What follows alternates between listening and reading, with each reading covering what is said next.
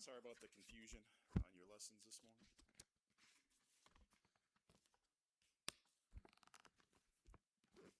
Preacher apparently went out of order in his weeks, so I was studying it, and I was like, this is familiar, but, you know, maybe I just am remembering something else, because I double-checked his lesson last week, and he was on lesson 7. So I was like, well, what's after 7? 8. I learned that in kindergarten, and it hasn't changed. Unless you do 8 before 7, and then you got to skip at 8 and go to 9. All right, so we're going to do week 9 today. And as you see there, it's in Daniel. So we will go to the book of Daniel.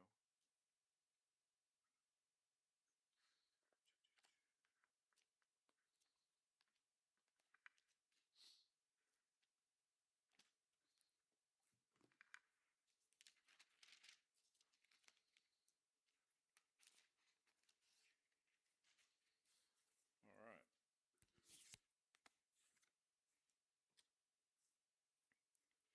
So we know the story of Daniel fairly well, probably most of us.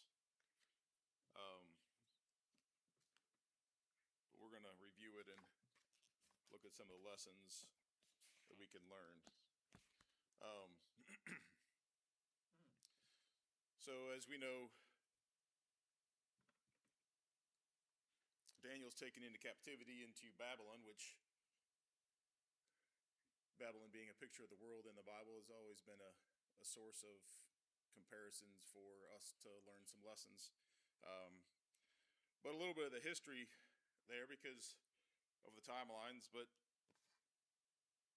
Babylon has had many rulers, and that area is kind of the area which is the current country of Iraq.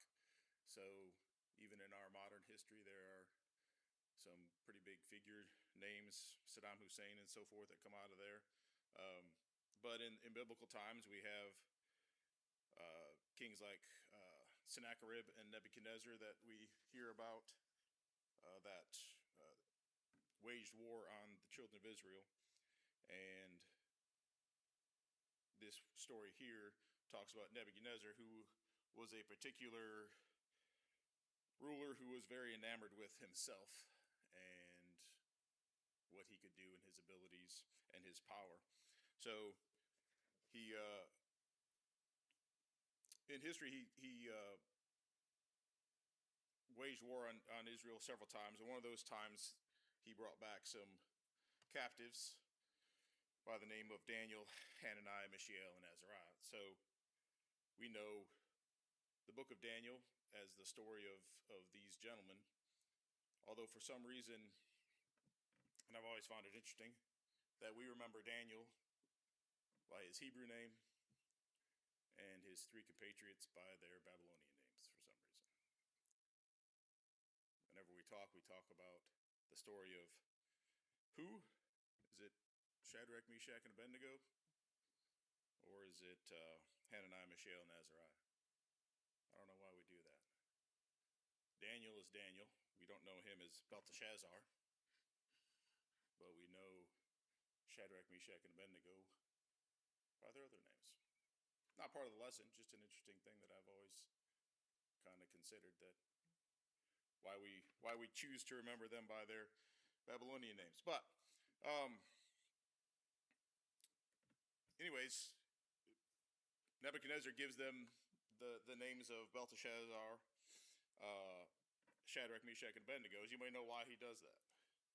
Not necessarily a biblical thing, but just generally why that somebody would do that in the context of conquering someone. Anybody know? It's if you think of the storyline of what does Daniel refuse to do later in the story? Anybody remember? We'll read it in a second, but anybody remember what he refused to do? He refused to eat the foods that the Babylonians gave him, and he only would eat beans.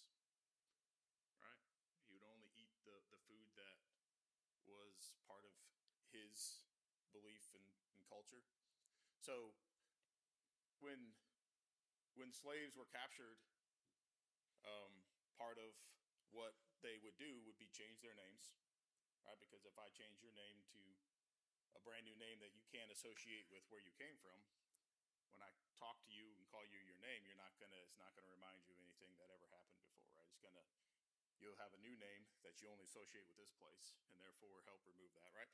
I can feed you foods, I can give you an education, right?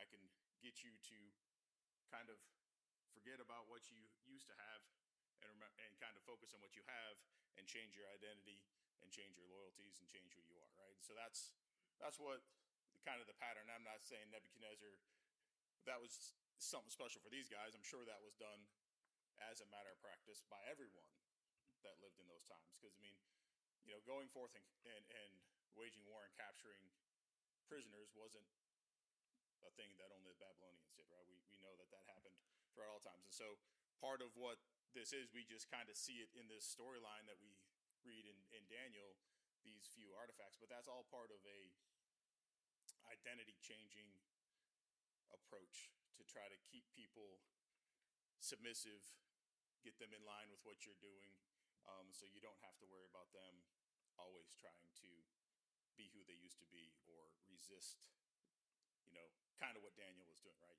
What he was doing was an example of what they don't want, right? They don't want somebody resisting that and staying true to who they were, right? So, um, that being the case, I think that right there is already our first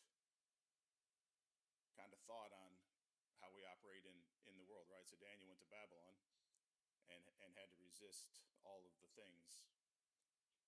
So how much do we resist all of the things, right? You say, well, I don't partake of worldly things. And maybe you don't overtly partake of things that we know as sin, right? But Daniel's name being Belteshazzar or Daniel isn't necessarily a sin, right? Sure, by his worship and religion, eating of certain meats and prepared a certain way would have been a sin for him. But what do we do today that maybe isn't a sin, but it certainly isn't identifying with Christ? And those are the things we have to be careful of, right? So as modern Christians, I think we've done a pretty good job of identifying most of the sinful things, the mainstream sinful things, right? I mean, I think there's always the struggle and identification of sins that are within our hearts, right? So if we have rebellion or we have some pride or we have some envy or things like that, right? Those are easy. I mean, I can dress up in a suit and show up here and teach Sunday school and still have something like that going on, and you may not know, right? So those are continual things that we have to be honest with ourselves, right? Some of the biggest parts of being a Christian is being honest with ourselves, because I can hide being honest with you about certain things, right? But I can't hide from God. But I can convince myself that He doesn't care. I can convince that He understands, right? That's a big thing, right? Well, God understands that I struggle with this, so He's cool with it, right? But being honest with ourselves is one of the first hard things to do in any area of life, but also as a Christian, being honest with ourselves about what we're truly doing and why we're doing it. But what things, because the Bible is very clear on a lot of things and it's very general on a lot of things. And so what we tend to do is try to look at, well, the Bible says I shouldn't kill somebody because that's wrong, so I'm not going to kill nobody. The Bible says I shouldn't cheat on my wife, so I'm not going to do that. The Bible says I shouldn't, envy what my neighbor has, so I'm not going to do that. But the Bible doesn't say not to watch certain things or not to listen to certain things or not to associate with certain people. So it's not a sin. I mean, it's all right. But is it?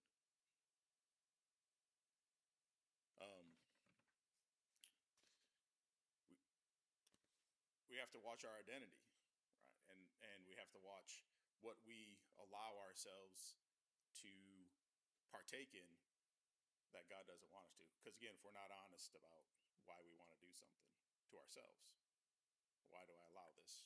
And a lot of that comes to the fact that we don't walk as close to God as we used to, right?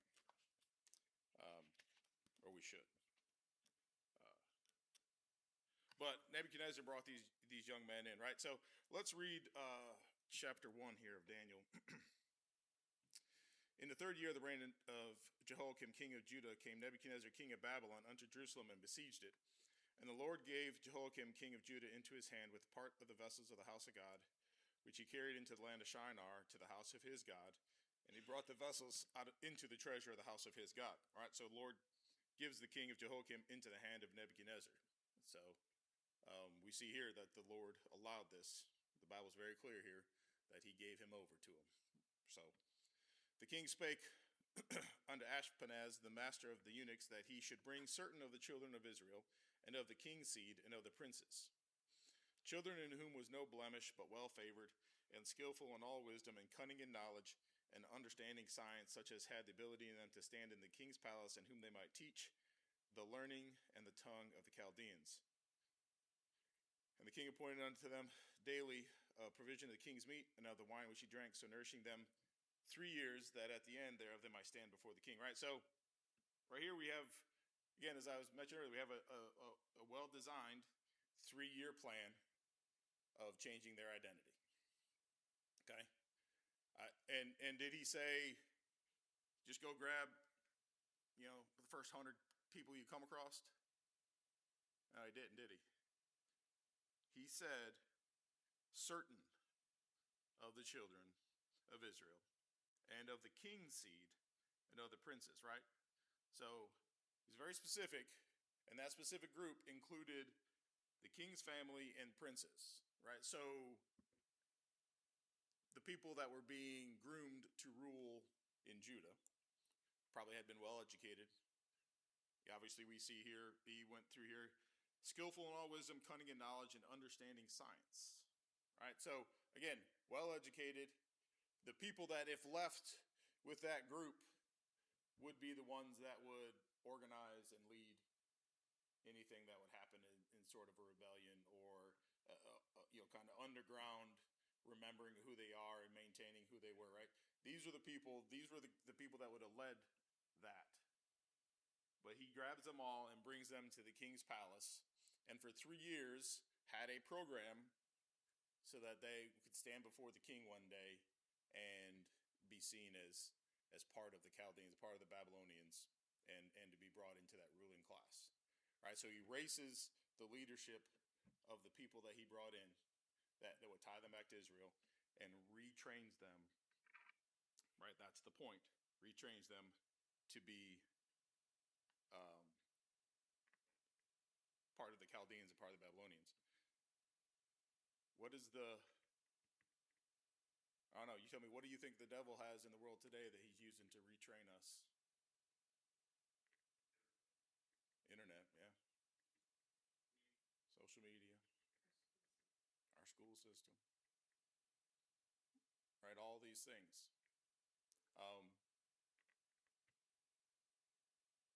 But what are we aware of, and what do we avoid, and what do we keep our kids out of? And it's hard, right? Because here's the thing, right? Especially with our kids, like you can't just leave them ignorant until they're 21 and lead them out of the house, right? You have to take them and introduce them to these ideas that are out there, because leaving them unprepared into that is absolutely not an option, because that will fail you abundantly, I promise. But what about in our lives? What do we do in our lives that you think the devil has out there that we just overlook? And you don't have to answer. I'm just think about it.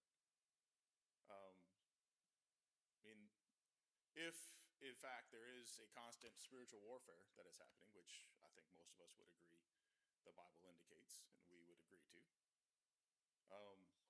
do we act like that, or do we not act like that? I mean, if you lived in the Ukraine right now, do you think you would live slightly different lives in the areas of being observant of what's around you, or and understanding where things are happening, and you would probably live differently than you do here, right? If you live there, you would probably not approach your daily regime and what you did every day and how you did it the same way. But yet, do we spiritually live like we're living in America or like we're living in Ukraine?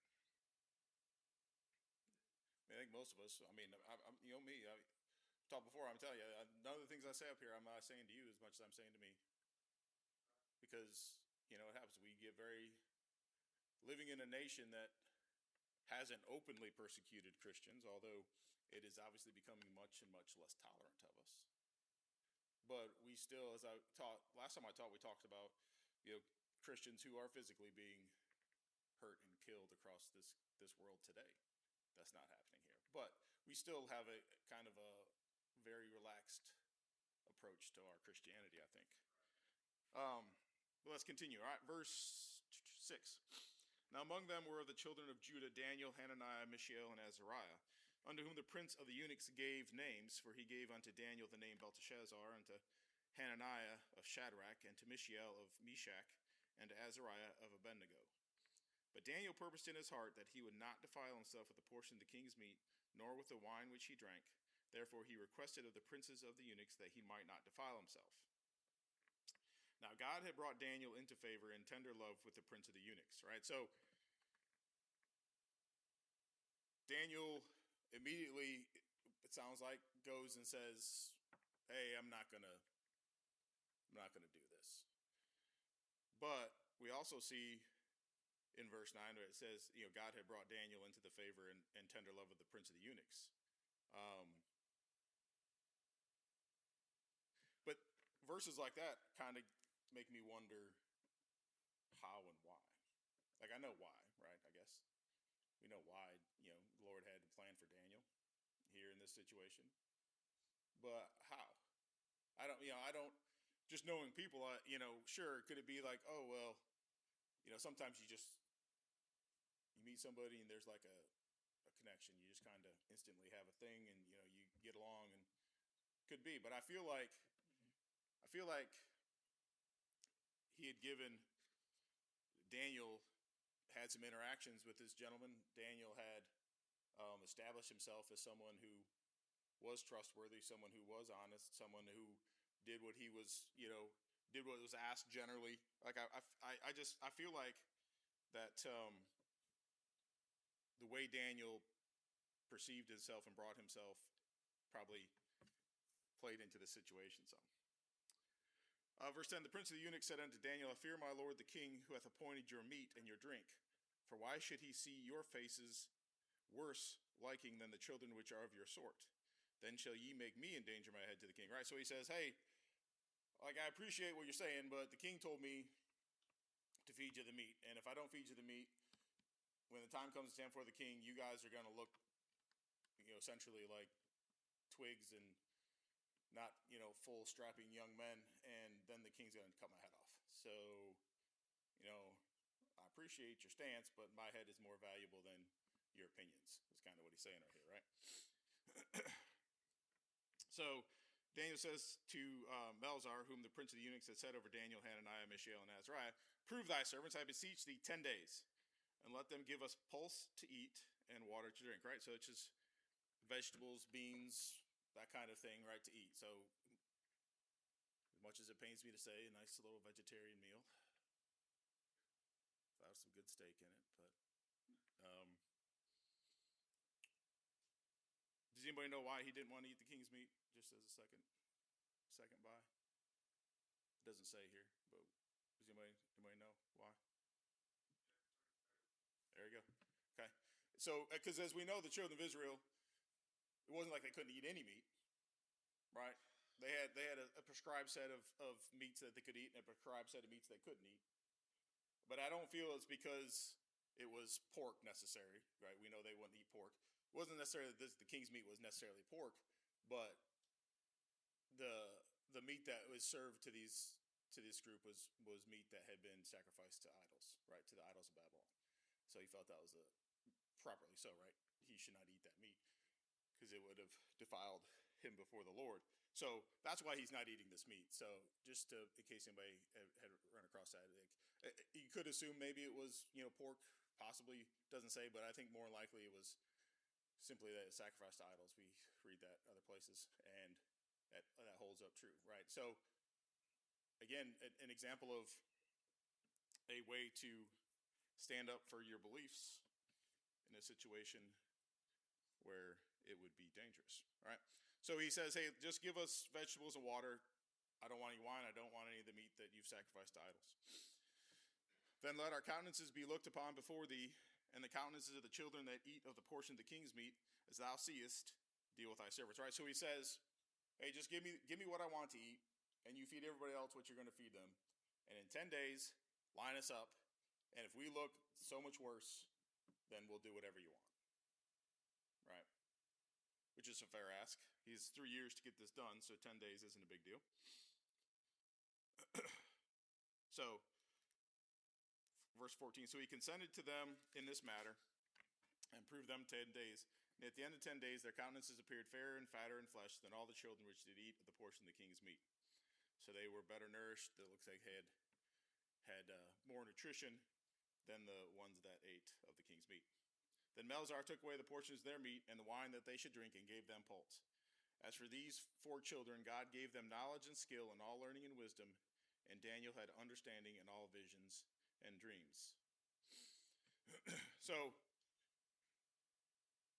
we see that doing what the Lord asked, right, worked out there for them, and as we knew it would. But it's easy to look past all these things, right? So we read these verses and these chapters, and there could be years encapsulated in the one chapter, right? Like we read a chapter in 3 minutes, and we're like, wow, that's amazing. But we don't think about the fact that these guys had to live this way day after day after day after month after month after month, right? To get to this place where they're proved correct. And so how do we handle when we have to live day after day after day after day after month in a hostile environment, right?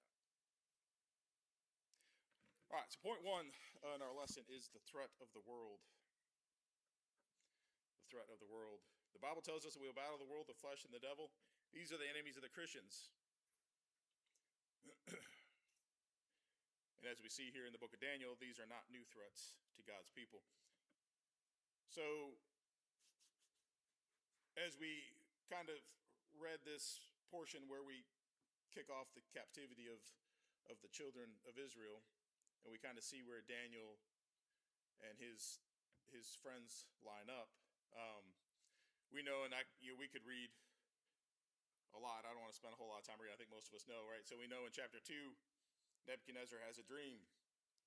And as we read in chapter 1 there, Daniel was given the ability to understand dreams and visions by God. And so he ended up interpreting for Nebuchadnezzar. But Nebuchadnezzar dreams of a large statue. And what does he then do about that? Being the narcissist that he is, he builds one. And I imagine it looked just like him. All right. So as we go through the book of Daniel here and get to chapter 3, the king builds this big idol, essentially. And he erects it in the plain of Dura, which was a huge desert area, flat, no trees, no nothing, and something that is 60 cubits tall and 6 cubits wide. Does everybody understand cubits? Because I don't. All right, that's about 90 feet tall. Okay, so 90 feet tall, and 9 feet wide. So 9-story statue, which on a big flat ground can be seen for quite some time, probably, right? And after he builds it, what does he do? He covers it in gold, because why not? Show how rich he is, how powerful he is, how much money he has, right? All about Nebuchadnezzar. And it's estimated that this statue would have required over 4,000 cubic feet of gold. That's a lot of gold. The use of this quantity of precious metal served as a statement of his vast wealth. But most significantly, this image shows the single-minded goal that he had, which was to deify himself.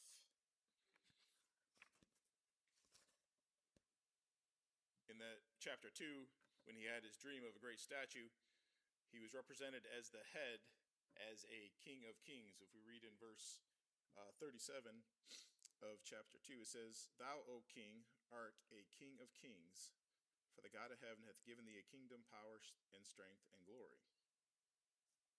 Right, so he's established as, in this vision, as a king of kings, right? He sees himself as a king above other kings, which only, again, continues to feed his ego.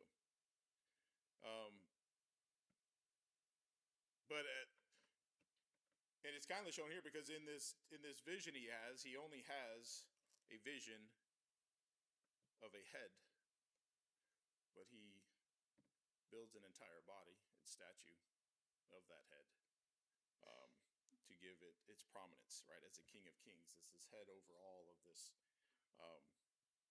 He builds this out.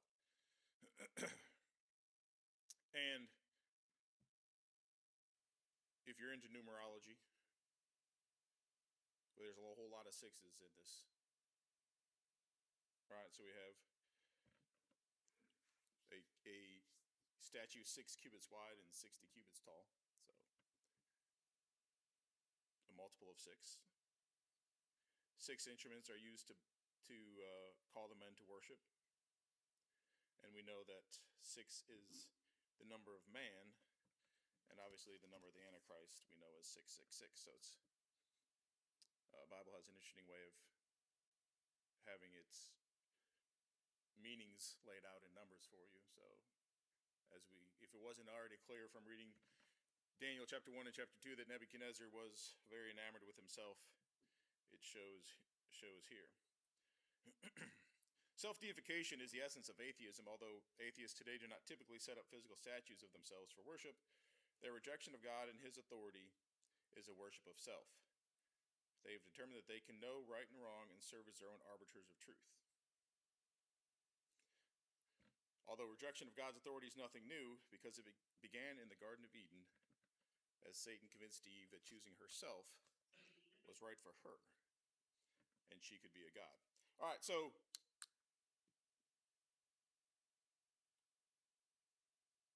would anybody here raise your hand and say, I like to worship myself? Anybody? Good. You didn't fall for that. Even if you did, I didn't think you'd raise your hand, by the way. All right?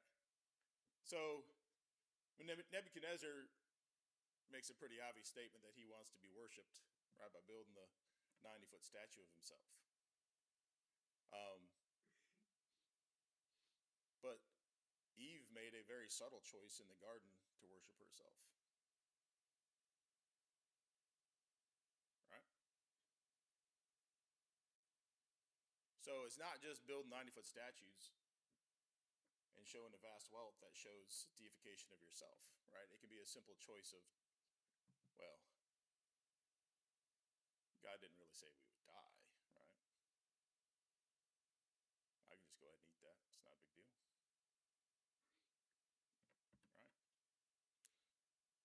Right? Just like it's not a really, it's not a big deal if I do this or I do that, or God doesn't care if I partake in this or listen to that or watch this or, right? No, I don't. this, this world and their proclamation of my rights are above everybody's rights. I don't believe in that nonsense. But yet we'll choose our rights over a lot of things secretly, quietly. Choose ourselves.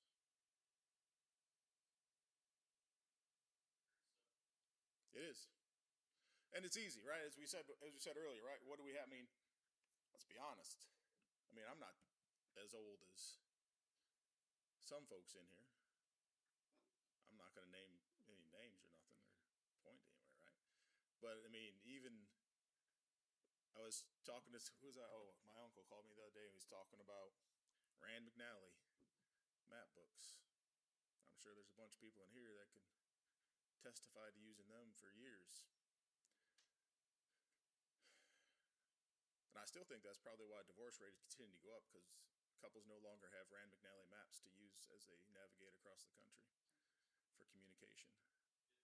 If they had to do that, it would strengthen their marriages every single trip. All right? Everything's easy. If I need to drive somewhere, I just pop up the phone and open the map and type in something, and a little voice tells me when to turn. I don't have to worry about it. Well, is there something evil about no, there's nothing evil about GPS, right? But it's not just that part of life that's easy, right? Everything is there's not a second that goes by in our life that we can't fill it with some noise. And there's nothing we have to do that requires us to be sacrificial in anything.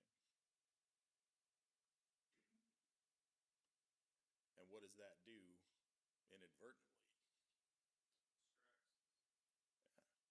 And it helps us choose ourselves, because easy is for me. And again, we get into this area where, oh, Brother Paul, easy isn't a sin. I agree. I'll still microwave a cup of water over putting a pot on the stove. Doesn't mean it's a sin, right? But we have to be careful about allowing our Christian walk to try to become easy, because that mirrors what else we do. Because that's not what God asked us to do. He didn't ask us to live an easy life. Right? There's nothing about anything that we've studied in this book so far that preachers gone over, I've gone over, that indicated easy was God's plan.